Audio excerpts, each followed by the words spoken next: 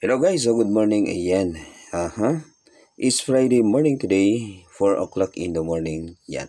Trabaho muna tayo guys. Medyo kakaiba yung timbre ng boses ko ngayon.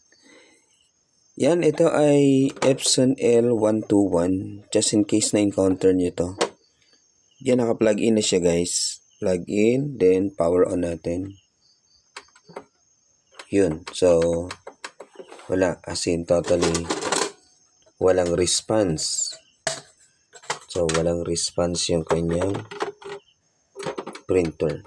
So, bagong-bago daw to. 2 weeks pa lang. Then, after nun, ito na yung nangyari. So, yan. I-ano natin kung ano ba yung pinaka-main problem niya, guys. Ayusin lang natin yung camera. Yan. Continue tayo. So, nilagay lang natin sa ibabaw yung ating camera. Paklasin na natin to guys. Tingnan natin ano ba yung main problem nito.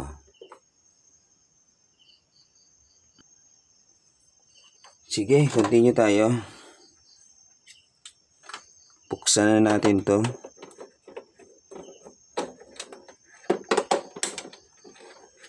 Epson L121.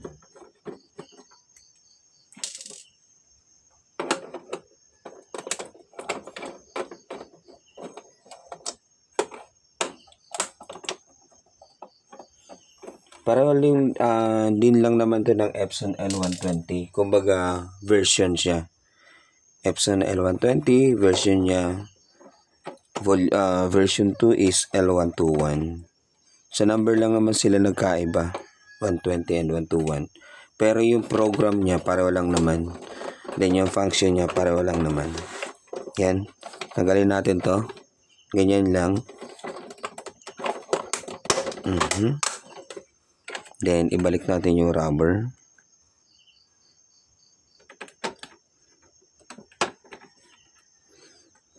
Bagong-bago guys. Oh. Hindi natin alam kung ano ba yung nangyari sa loob.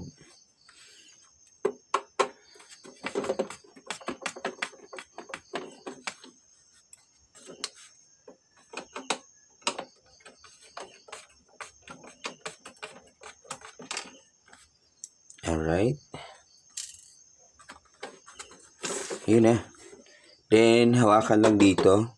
Then, dito, diinan or ganyan. Diinan lang din. Ito, iangat. Yun. Diba? Ganun lang yun.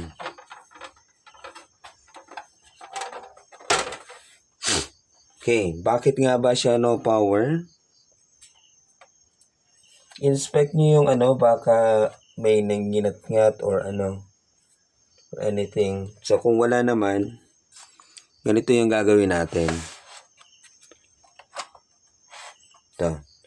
So, check natin yung kung may voltage ba. So, dapat dito, mayroon siyang 32 volts ata yun. Set up natin into 200 volts. Plug in natin. Check natin yung kanyang power supply.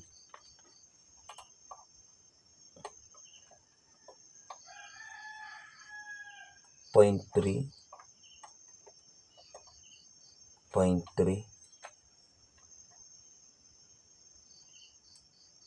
0.3. So, wala. Ito yung power supply niya. Tingnan niyo yung kung yung power supply, ito, yung kanya kung mag-spark dito. Tingnan natin.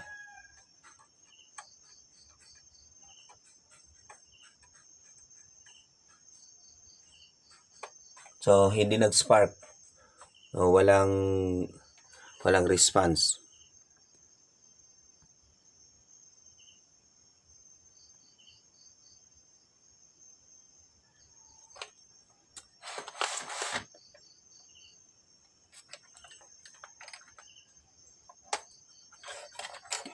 Tingnan natin. Yan, para mas kita. So, ikakabit ko siya. Titingnan natin kung mag-spark. So, walang spark, walang spark. Ibig sabihin, possible yung problema ay nasa power supply. Yan, wala. Ayan, wala. Okay. So, double check natin yung kanyang power transistor C6144, C6444. Tama ba? Yan, C6144. Yan. So, check natin. So, dapat naka-continuity tayo, guys. Continuity natin. Kapag may continuity, ibig sabihin nun, damage na yung kanyang power transistor. Ito may tatlong paa. Ito siya. Check natin. Nako.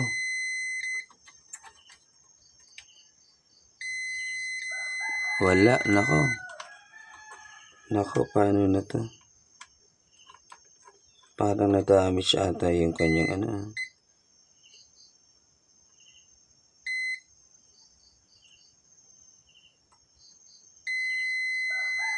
Board problem at power supply.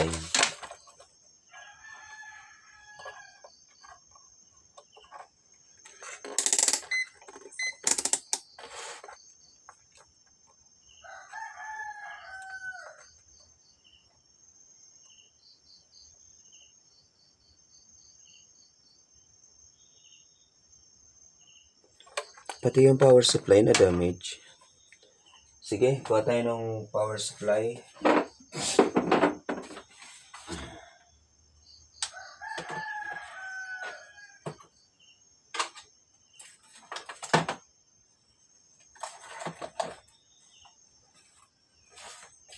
Yan, test natin ibang power supply. Ito good ito, guys. Good. Yan, working. So ngayon, yan, kakabit ko siya dito. Tingnan natin kung mag-spark siya.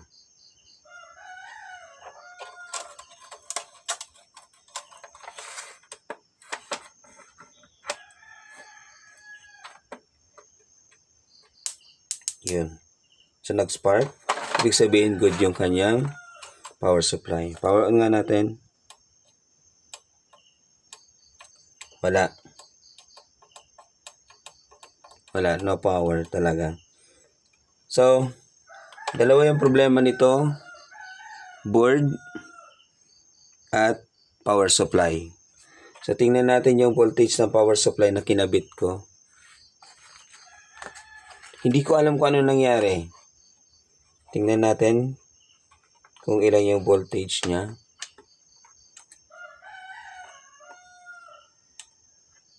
So, naka 200 volts pa rin tayo.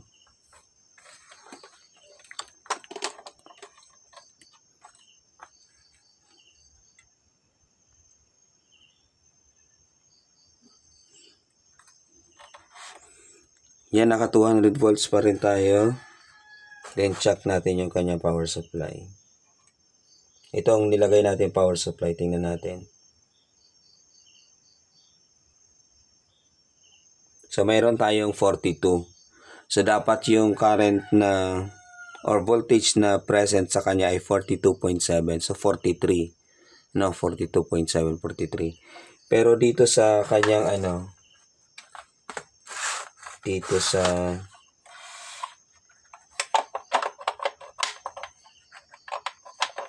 balik natin doon. So, dito, meron lang siyang voltahe. Meron lang siyang 30. Uy, may 34 din siya. May 34 na siya, guys. 34.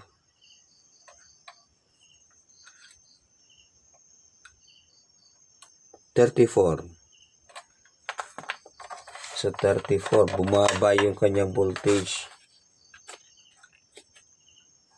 Ito, balik natin to. Ito yung i-check natin.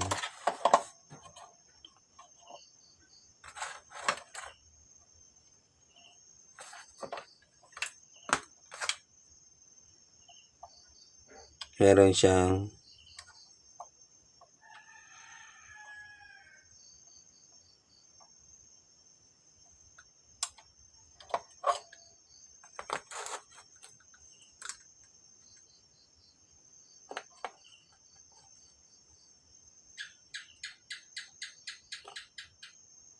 42. So, masyado nang mababa yung voltahe ng, so imagine mo 32, 42, 10 volts yung nawala. So, ibig sabihin, saan ba nagmula yung problema? Yan. So, may problema na yung board. Papalitan na yung C6144 at A2222 na power transistor at yung kanyang 24 pins power IC. So, yun yung problema ng board na to. Kung paano yung gawin, tingnan nyo na lang sa iba kong video. Pareho lang naman yung nila, yung board. Nagkaiba lang sa version. Version 2 ito, while version 1 naman yung L120. So, may problema na to. Yung board niya. Bagong-bago, guys. Ano ba yung pinagmulan? Sige. Para malaman natin pinagmulan, check natin yung kanyang print head. Check natin yung print head niya. Yun.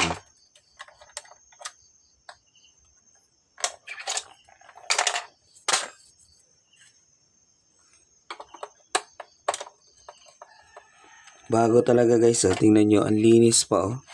Ayan, oh. Ang linis pa.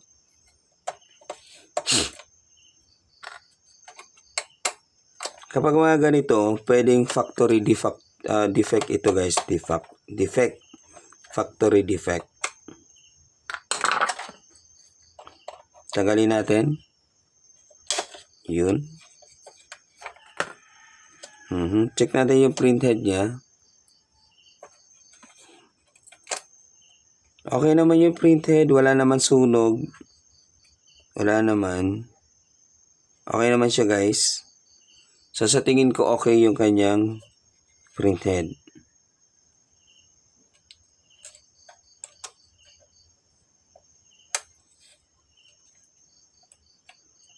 So, wala naman. Walang problema. So, kung yung print head kasi ang naging cause kung bakit namatay yung board, bakit namatay yung kanyang power supply, or bumaba yung voltage ng power supply niya. So, hindi print head yung dahilan. Commonly kasi kapag mga ganitong namamatay yung board, then yung power supply. So, common yun print head yun. Especially kapag namamatay yung board, print head ang problem nun. Ito, sa tingin ko, anong nangyari dito? Fluctuation of current. So, sa lugar kasi na may-ari nito sa school nila, lagi nagpo-burn out. So, possible yun sa tingin ko ang nangyari. So, nasira muna yung kanyang overvoltage. Ibig sabihin, yung supply overvoltage na pumasok. Then, nasira yung kanyang board muna. So, syempre, nasira yung kanyang board. Then, apektado din yung kanyang power supply kasi overvoltage yung pumasok. So, pwedeng hindi lang 42, pwedeng nag 50 volts. Ganun yan, ganun yung nangyari. Possible, ganun yung problem niya. Okay. So, balik na natin to. So, mabuti na lang, si customer mayroon ditong ibang unit. Epson L120. So, sabi niya, just in case, ipalit na lang daw. Kasi working naman yung kanyang Epson L120. Ang problema lang nun ay print head. So, kukunin lang natin yung board niya. Then, lipat natin dito. Pwede naman yan ayusin. Kung gusto nyo ayusin to, itong power supply, low voltage yan, maayos naman yan. Tingnan nyo na lang sa playlist natin kung paano ba mag-ayos nito. Then, tingnan nyo na lang sa playlist natin kung paano ba mag-ayos ng board. So, paano ba mag-ayos ng board nito. So, ganun lang siya kasimple. That's it. Balik na natin to.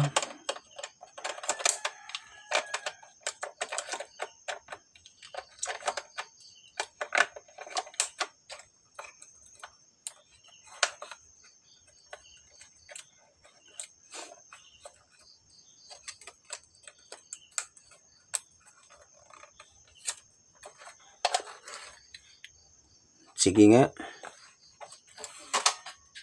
Paano tayo magpapalit ng power supply?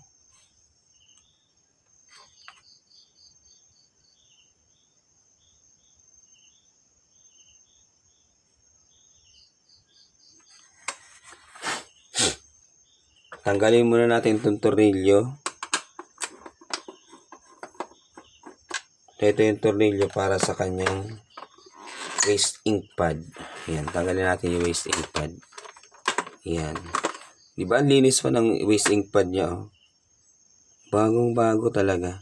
Yun nga, I therefore conclude, so since lagi nagpa-burn out dun sa lugar nila, sa school nila, yun na yung pinaka main problem. Yan.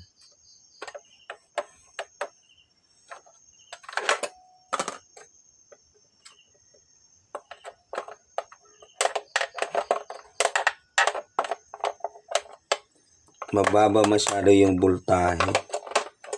32, imagine niyo 32. 32 out of yan, yung power supply niya.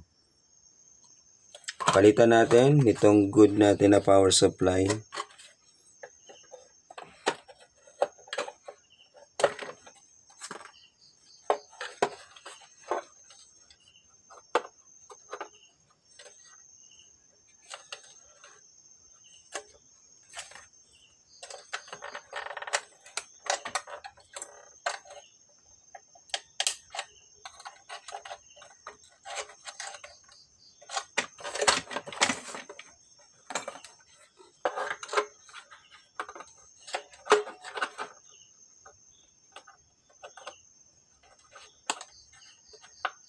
Okay.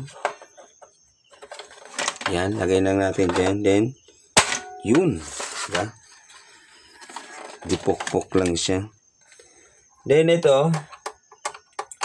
So, yun nga. Since mayroon din naman nakastock dito ang printer si customer. Yun. Ganun na lang yung gawin natin. I-swap na lang natin. Pero kung gusto nyong ayusin, as in, totally interesado kayong matuto, hanapin nyo lang sa YouTube channel ko, dito sa YouTube channel, kung paano nga ba mag-ayos. Yan. Paano ba mag-ayos ng board at paano mag-ayos ng power supply. So, low voltage siya.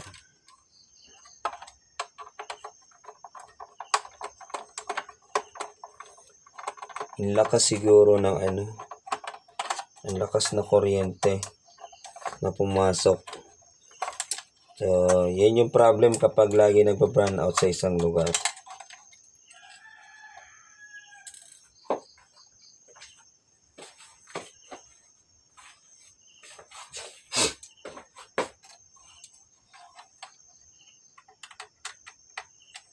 Tanggalin natin yung tornilyo dito. Alright. So, ito yung L121 board. Ang pagkakaiba nila, ito dito lang naman sila sa flex nakakaiba. So, dito sa L121, may red lines na siya. While naman yung yung L120, plain lang siya, wala siyang kulay dyan. Yun yung pagkakaiba nila. So, yun nga, sabi ko nga, ito yung chinek natin, yung kanyang dalawang power transistor. Ano ba to? Yan, A2222, yun yung label niya. Then, C6144. C6144 yung label niya. So, test ulit natin yan kung functional pa ba. Prove natin. Under continuity tayo, guys. Under continuity, tingnan natin.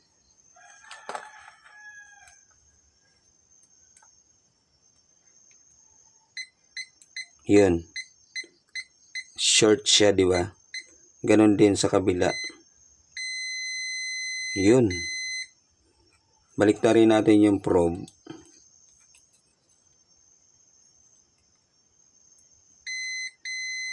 Yun, di ba? Dito sa kabila.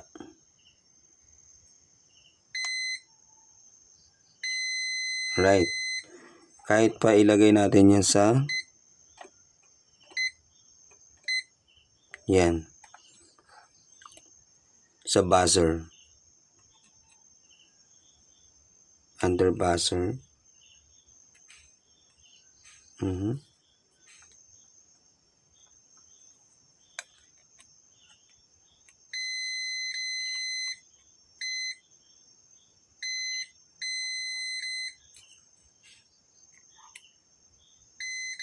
Yun. As in totally, damage na to. So, tandaan kapag Epson L120, laging nasisira dyan itong power transistor, then itong 24 pins na to guys. So, yan. Power IC. So, yan yung nasisira dyan. 24 pins power IC. So, para mabuo mo ulit, para maayos mo ulit, ito yung palitan mo. Dalawang power transistor, then isang 24 pins power IC. Right. Sige.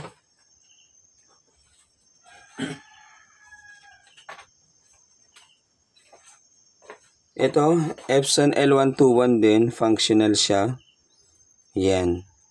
Epson L121 functional. Try natin.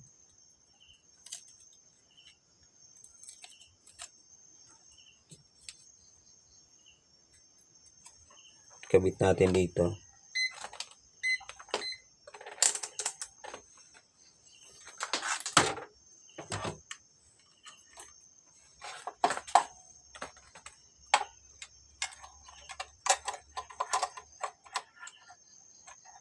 Fluctuation of current, number 1 na problema.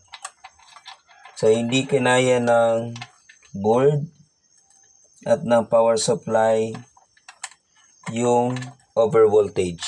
So, dapat mayroon tayong AVR. So, mas maganda nito gumamit sila ng AVR kasi lagi nagpa-brown out dun sa kanila. Ang lakas ng pasok ng kuryente.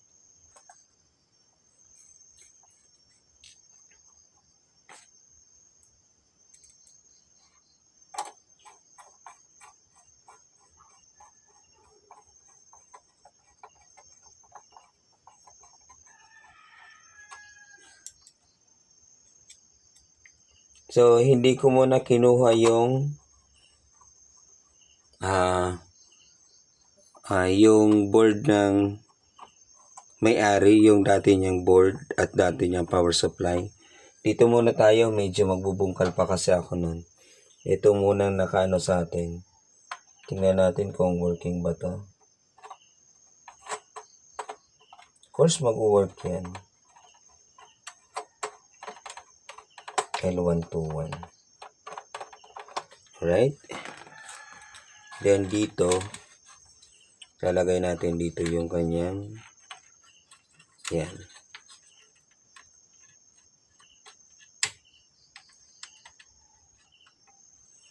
Yan. Alright.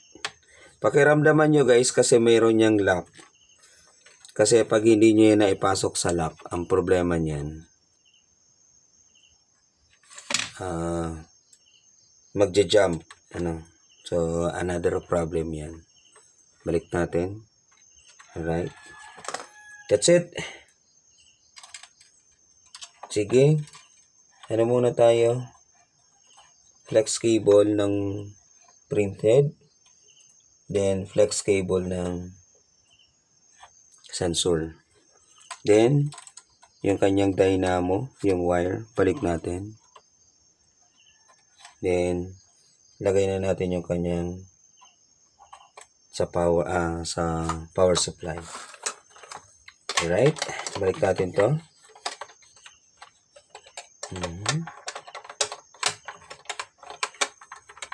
Paano na ba to?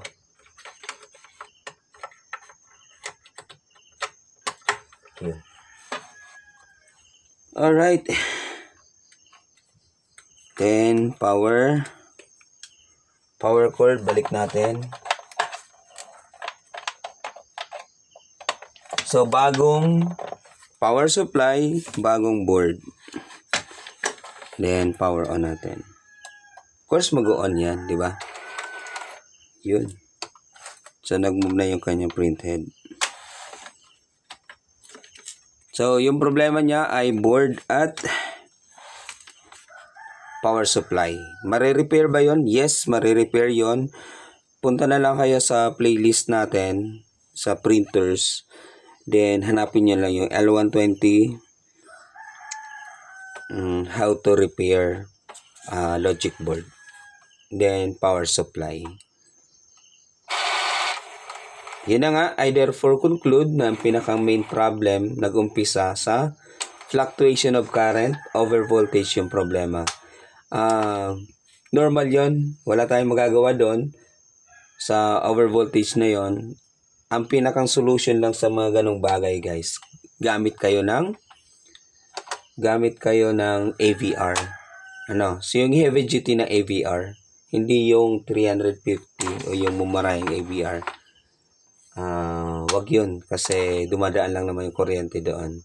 So mas maganda yung heavy duty na AVR. Then kung kaya pa din ng budget nyo, mag UPS na din kayo para makapag proper shutdown kayo. Yan. So recovering from the previous error, ayan na siya. Alright. So yan guys, so sana may natutunan tayo sa video na to. So kung paano natin ayusin yung mga ganong problema. At huwag nyo naman kalimutan mag-subscribe. Then pa-like na din, pa-share. Then yun. Comment na lang kayo kung meron kayong mga katanungan. Maraming salamat at magandang umaga sa inyong lahat. Peace out guys. Ayan na siya. Okay na.